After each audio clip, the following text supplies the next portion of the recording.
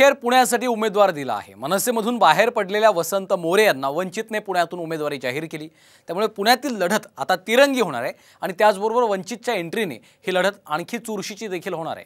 पाहूयात। पुण्याच्या मैदानात वंचितची एंट्री।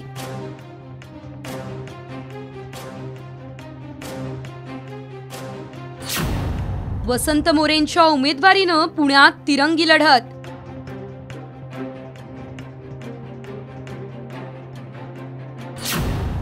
वसंत मोरे महायुतीची मतं खाणार की महाविकास आघाडीला धक्का देणार?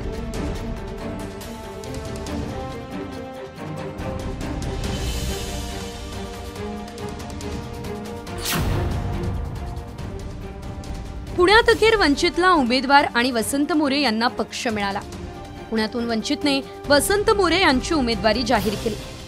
लोकसभा निवडणुकीसाठी वसंत मोरे आणि वंचित एकत्र आले असले तरी त्यांचा फारसा प्रभाव पडेल अशी काही सध्याची स्थिती नाही। 2019च्या लोकसभा निवडणुकीत वंचितच्या पुण्यातील मर्यादा स्पष्ट झाल्या आहेत। 2019ला पुण्यात वंचितच्या उमेदवाराला अवघी 65,000 मतं मिळाली।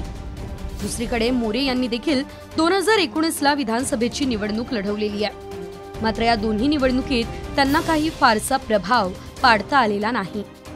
हडपसर विधानसभा मतदारसंघात ते 3ऱ्या स्थानावर राहिले। त्यांना 34,000 मतं मिळाली। रविभाऊ दंगेकर हे ज्यावेळेस मी 2007ला पहिल्यांदा निवडून आलो त्यावेळेस ते गटनेते होते आमचे, आणि गटनेते असताना त्यांनी मला संधी दिली, बोलण्याची संधी दिली, परंतु मी सुद्धा त्यांनी दिलेल्या संधीचं सोनं केलं। आणि मला पण आता पण परत असं वाटतं की रविभाऊ मोरे यांना दोघे मला परत संधी देतील आणि त्यांनी दिलेल्या संधीचं मी सोनं करेल। पुण्याचा खासदार हा आता वंचित बहुजन आघाडीचाच असेल। त्या सगळ्यांच्या ज्या पुणे शहरामध्ये जी स्मारक आहेत, जी स्मारकं प्रचंड दुर्लक्षित झालेली आहेत, या सगळ्या स्मारकांना भेटी देऊन मी श्रीमंत दगडूशेठ हलवाई गणपतीची आरती करून माझ्या प्रचाराला मी सुरुवात करेन। राज्यभरात 2019च्या लोकसभा निवडणुकीत वंचितच्या उमेदवारांचा फटका काँग्रेस राष्ट्रवादीच्या उमेदवारांना बसल्याचं बोललं जातं। त्यानुसार वसंत मोरे यांच्या उमेदवारीचा फटका काँग्रेसच्या रवींद्र धंगेकर यांना बसेल असं दिसतंय।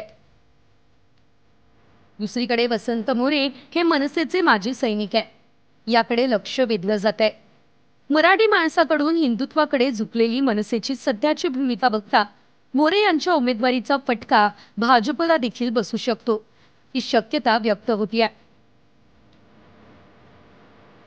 गेली 30 वर्ष पुणेकरांनी मला आशीर्वाद दिलेत आणि ह्या निवडणुकीमध्ये माझा विजय निश्चित मानला जातो, कारण मी एक कार्यकर्ता आणि पुणेकरांचा उमेदवार आहे। मी मत पुण्याला मागणार आहे, मी माझ्या पुणे शहरासाठी मत मागणार आहे। आणि अशा वेळेला आता उमेदवार कोण असेल हा तो वैयक्तिक ज्याचा प्रश्न आहे, आणि संविधानाने अधिकार दिले त्या लोकशाहीमध्ये कुणी सगळ्यांना संधी येऊ त्या निवडणुकीत त्याचं स्वागत करतो। वसंत मोरे यांचा प्रभाग पुणे लोकसभा मतदारसंघात येत नसून तो शिरूर आणि बारामती लोकसभा मतदारसंघात विभागला गेलाय। पुणे लोकसभा मतदारसंघात कार्यकर्त्यांचं भक्कम जाळं नसणं या वंचित आणि मोरे या दोघांच्या देखील मर्यादा आहे। दुसरीकडे भाजपच्या मुरलीधर मोहोळ यांच्या मागे 5 आमदार आणि जवळपास 100 नगरसेवकांचं भक्कम पाठबळ आहे। रवींद्र धंगेकर आणि काँग्रेसकडे भाजपसारखी सक्षम पक्ष यंत्रणा आणि कार्यकर्त्यांचं जाळं नाही। मात्र धंगेकर यांनी कसबा विधानसभा निवडणुकीत त्यांची क्षमता दाखवून दिली आहे। तसंच सामान्य कार्यकर्ता म्हणून असलेली त्यांची प्रतिमा त्यांना निश्चित फायद्याची ठरणार आहे। सध्या मुदत संपलेल्या महापालिकेत रवींद्र धंगेकर, वसंत मोरे आणि मुरलीधर मोहोळ हे तिघेही नगरसेवक होते। महापालिकेत अनेक वर्षे या तिघांनीही एकत्रित काम केलं आहे। महापालिकेच्या सभागृहातून आता थेट लोकसभेच्या सभागृहात या तिघांनाही जायचं आहे। मात्र लोकसभेच्या सभागृहात जाण्याची संधी या तिघांपैकी एकालाच मिळणार आहे, आणि ती संधी कोणाला मिळणार हे सुज्ञ पुणेकरांच्या हातात आहे। कॅमेरामन किरण कादळेसह नितीन पाटणकर, साम टीव्ही न्यूज, पुणे।